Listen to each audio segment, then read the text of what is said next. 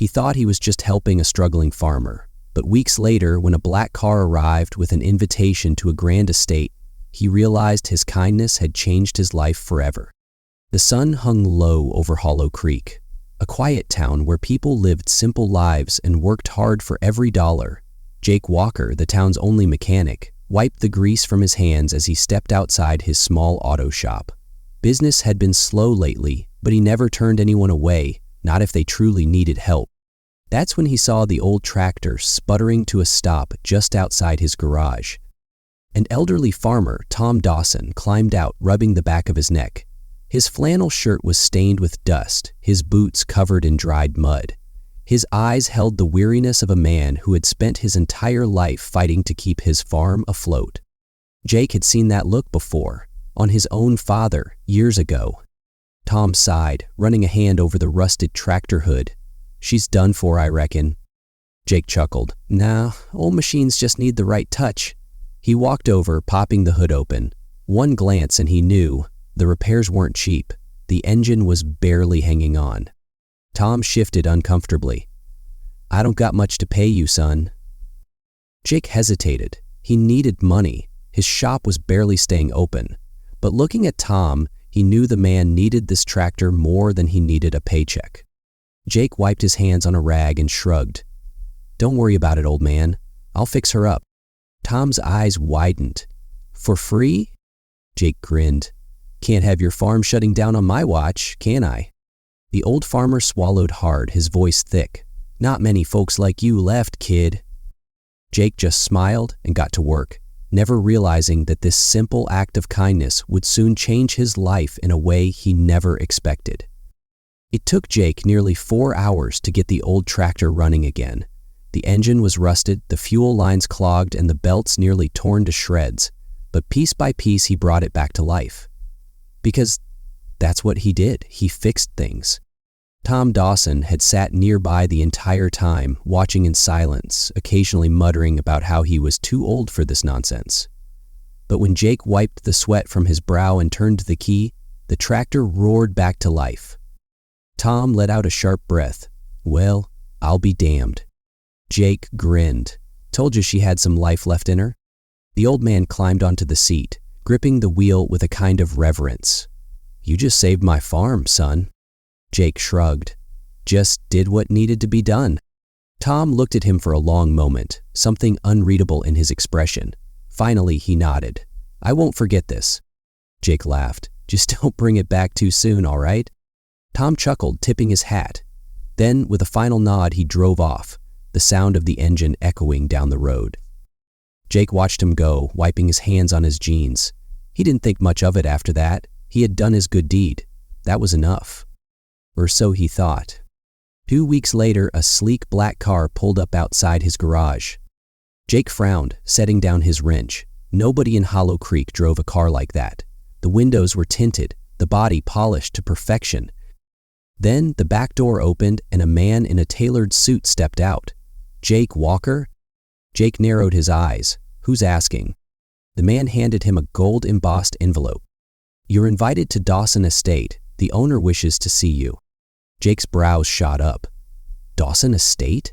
That place was the biggest property in the county, a mansion hidden behind iron gates and rolling farmland. What the hell was going on? Jake hesitated before tearing open the envelope. Inside was a formal invitation with his name written in elegant cursive. "Your presence is requested at the Dawson Estate. Transportation has been arranged." Jake exhaled, shaking his head. He had just fixed an old tractor. So why did it feel like he had just stepped into something much, much bigger? Jake sat in the back of the sleek black car, gripping the invitation tightly. The further they drove, the more surreal it felt. He had never even seen Dawson Estate up close, only heard stories. The place was said to be massive, a symbol of old money in a town where most people barely scraped by. And now he was being driven there. The car passed through towering iron gates that opened automatically, leading down a long driveway lined with oak trees.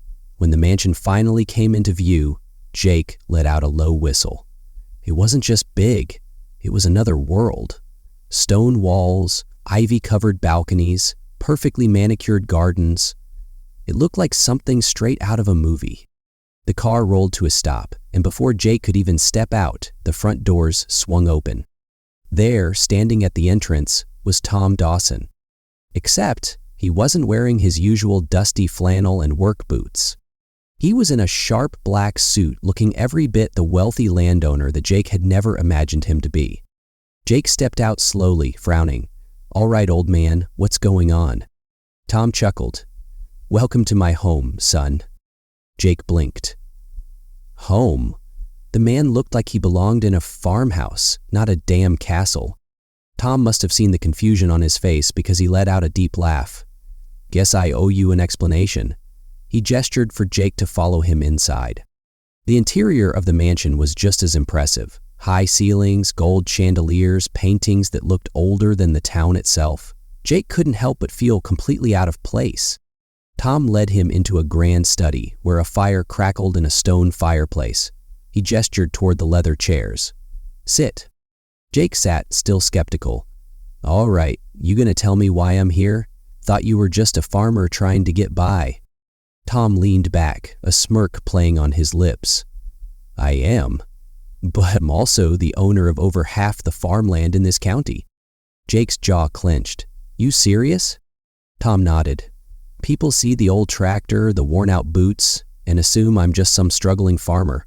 But I like it that way. Keeps me grounded." He paused, his expression turning thoughtful. "You didn't know who I was. You helped me anyway. That means something." Jake ran a hand through his hair. "All right, I get it, you're rich. But why invite me here?" Tom smiled.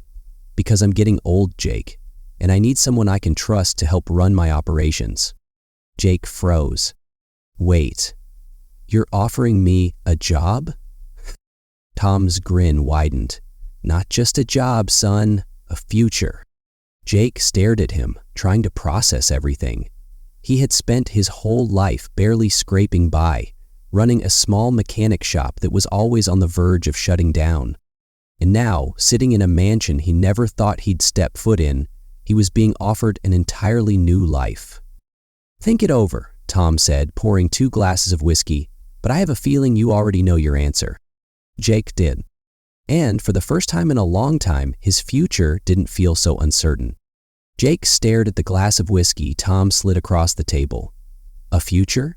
He had never thought much about the future, not beyond keeping his small shop running and making sure he could afford the next set of tools.